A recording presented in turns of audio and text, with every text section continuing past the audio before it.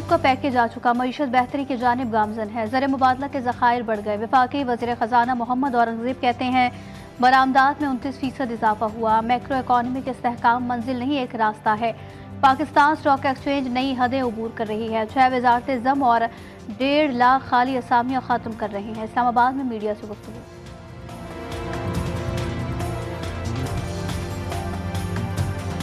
बलूचिस्तान फिर दहशत गर्दों के निशाने पर आ गया, मजदूरों को भी ना छोड़ा। जिला पंचकोल में घर के अंदर घुसकर फायरिंग, 7 अफराद जाँ बहक। मैयत आबाई इलाके शुजाबाद रवाना, मकतूलीन के अहल खाना गम से निढाल। इलाके में सोग, सदर आसिफ जरदारी, वज़ीर आज़म शहबाज शरीफ समेत दीगर रहनुमाओं का इजहार अफसोस, वाक़े की मज़म्मत।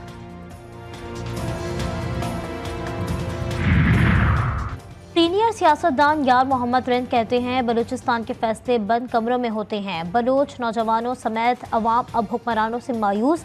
अब वक्त आ गया है कि इस सूबे की तारीख को जिंदा किया जाए। पहले गोरों की हुक्मरानी थी, अब काली सरकार आ गई। मीडिया से गुफ्तगू की। हसन नसरुल्लाह की शहादत अफसोसनाक। जिस तरह इसराइल ने इंसानियत की तौहीन की, एक बच्चे ने भी नहीं कहा कि हम हथियार डाल देंगे। हमारे हुक्मरान अमेरिका की तरफ देख रहे हैं। कहाँ हैं हमारे मुस्लिम ममालिक, कहाँ हैं इनकी फौजें? अभी भी वक्त है, एक हिकमत अमली बनाई जाए। अमीर जमात इस्लामी हाफिज नईमुर रहमान की मीडिया से गुफ्तगू।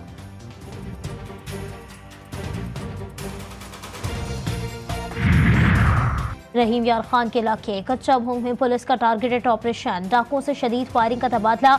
एक डाकू हलाक, एक जख्मी। जंगलू बाग मौजूआ गुलाम अहमदाबाद में जराइम पेशा अफराद का घेराव, पुलिस का मजीद नफरी तलब कर दी गई।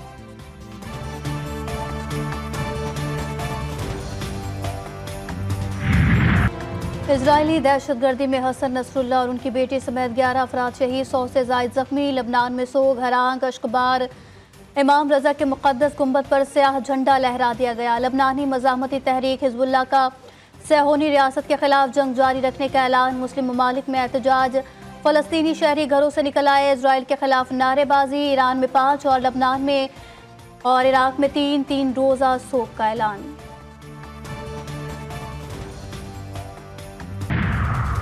हिज़्बुल्लाह के सरबराह हसन नसरुल्लाह को कैसे शहीद किया गया, तफसीलात सामने आने लगी। हमले के लिए 100 से ज़ायद अक़साम के बारूदी मवाद के इस्तेमाल का इंकशाफ। खतरनाक बारूदी मवाद को हर 2 सेकंड बाद एक ही निशाने पर गिराया गया।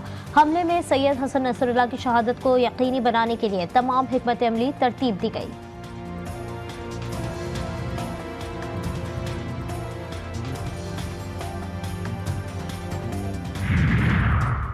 हिज़्बुल्लाह के सरबराह हसन नसरुल्लाह की शहादत के बाद उनके एक्स अकाउंट से पैगाम जारी। पैगाम में कहा गया कि काले कपड़े पहने हमारे प्यारे कायद का मातम करें, हो सके तो आंसू बहाएं लेकिन उम्मीद ना हारें और शिकस्त का एहसास ना करें।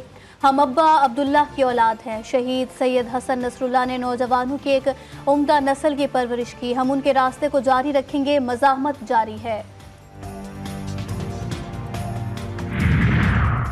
अमरीकी सदर जो बाइडन का एक बार फिर इसराइल की मुकम्मल हिमायत का ऐलान। सैयद हसन नसरुल्लाह की शहादत इंसाफ का इक़दाम करार। सहूनी वज़ीर आज़म बेंजामिन नेतन्याहू अमरीकी दौरे के बाद वापस इसराइल पहुँच गए। लबनान पर मज़ीद हमले जारी रखने का ऐलान।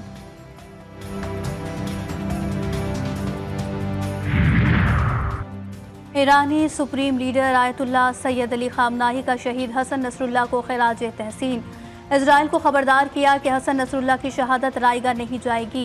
ईरानी सदर मसूद पज़ेश्कियान की आलमी बरादरी के किरदार पर तनकीद। कहा, आलमी बरादरी नहीं भूले कि हसन नसरुल्लाह को शहीद करने का हुक्म इजराइल को न्यूयॉर्क से जारी हुआ। लबनानी वज़ीर आज़म नजीब मिकाती की हसन नसरुल्लाह की शहादत की मज़म्मत। लबनानी अवाम से जारहियत के मुकाबले में मुत्तहिद रहने की भी अपील। फ़लस्तीनी सदर की लबनान और हिज़्बुल्लाह से ताज़ियत। तुर्क सदर ने कहा कि लबनानी नस्लकुशी इजरायली पॉलिसी का नया हदफ बन गई है।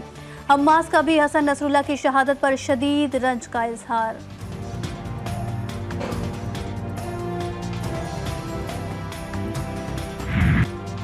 दुनिया भर में एहतजाज की फजा। मजलूम फ़लस्तीनी अब से सबसे बड़े मददगार के बिछड़ जाने से सोगवार।